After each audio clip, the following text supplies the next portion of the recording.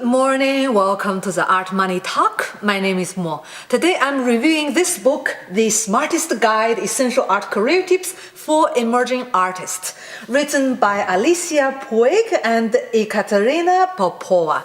Both of them work on the same project called Creative Magazine, and they are both art graduates, and they thought that it's a good idea to write a book helping artists from art school entering in the labor market a lot easier and setting up their business easier, so they wrote this book.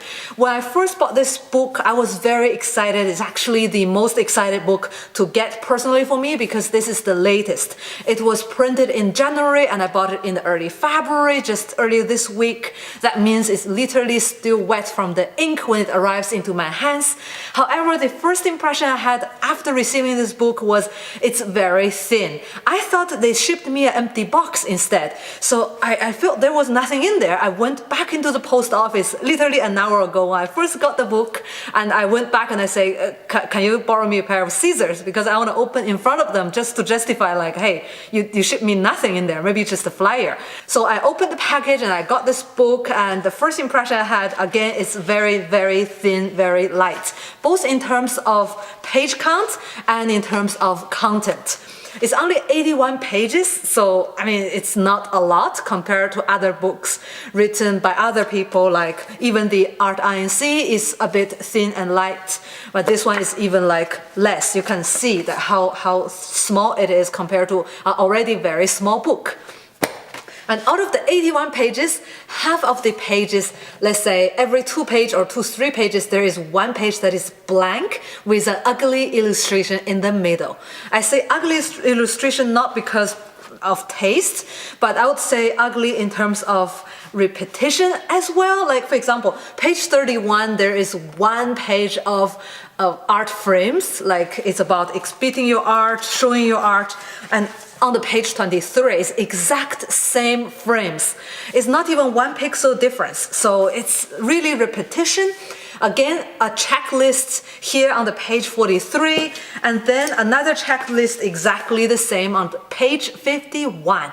I really don't understand why they do that. I mean, they both work for a creative magazine, so they should be either creative or magazine-like. But they are neither creative or magazine, and they're both artists, and I just wish they could throw in more attention, maybe hand design themselves, or at least hire a proper designer. I don't know if they outsourced it to someone on Fiverr or Upwork. Maybe they just got the minimum resources to produce this, but I thought still better things could be done even for no money.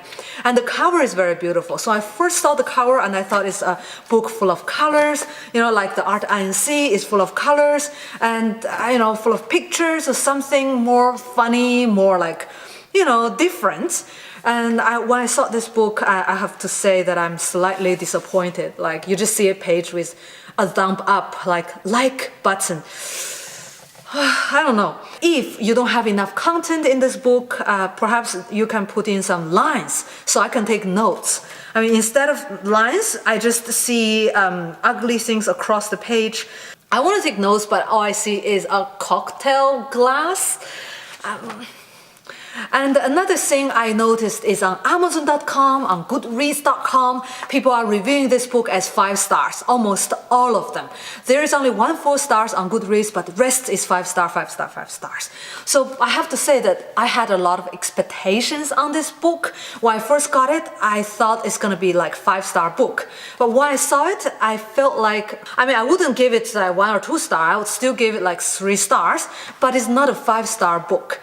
I'm sure they did some marketing effort, and perhaps they asked their family, friends and acquaintances or people on their social media to review this book and to give a really good review. I have nothing against it, and in this case I think they did a really good job promoting this book, and I was excited to buy this book for $9.99, and similar price than any other artist books I have bought, and it's not significantly cheaper. I have bought cheaper ones actually, so I expect it to be, let's say, as solid as other books, as well designed as other books, or as informative or insightful as other books. But when I got it, I have to say that although it has really good information in there, and I have to say that there's a lot of things missing as well.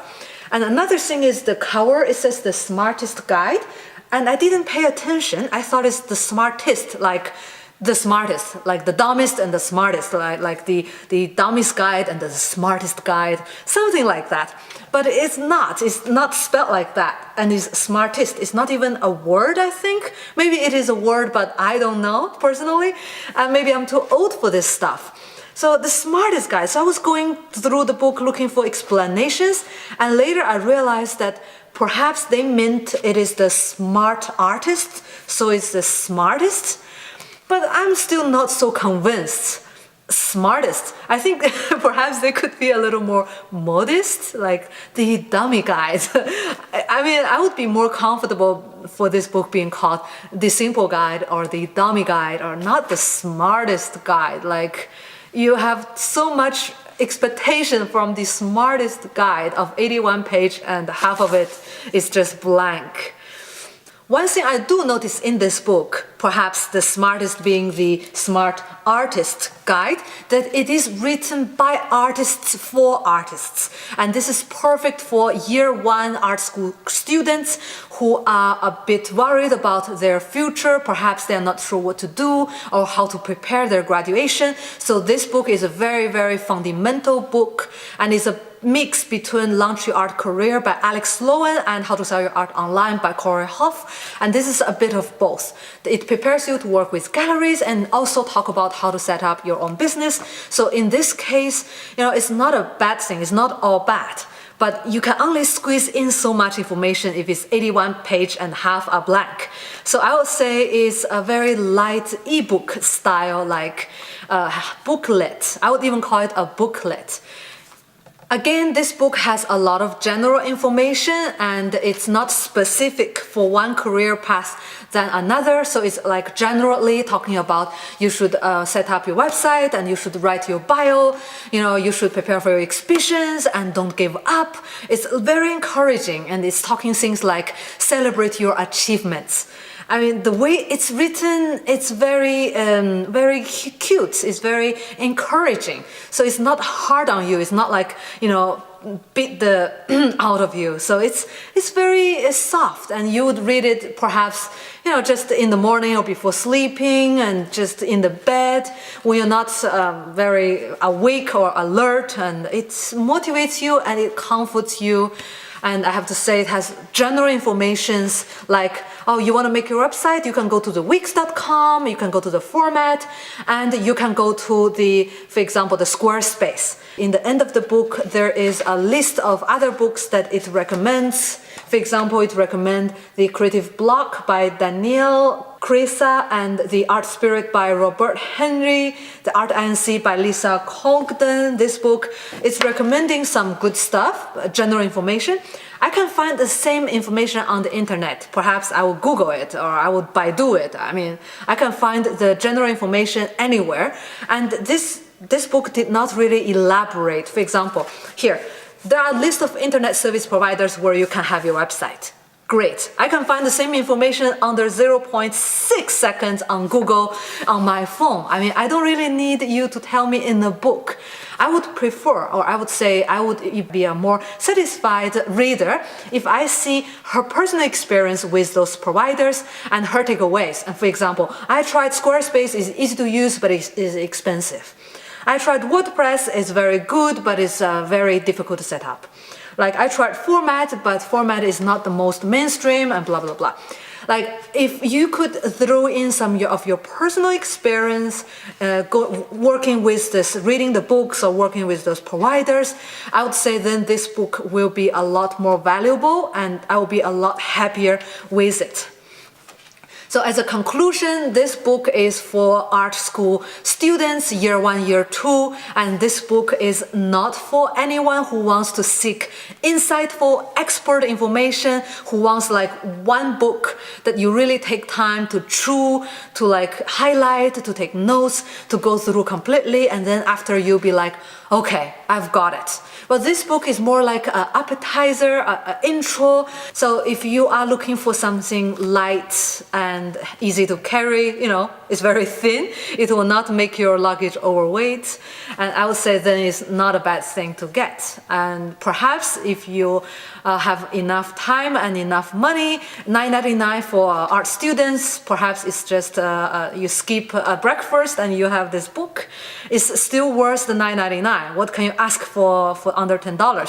But for a similar price, you can get a lot better books for your needs. You can get the Art INC, you can get Launch Your Art Career or How to Sell Online, the Artwork, Digital Artist, Conceptual Artist Guide. There are many other books I will review this week that are more specific, more insightful, and more complete. So that's my review for today. Thank you very much for watching. See you in the next video.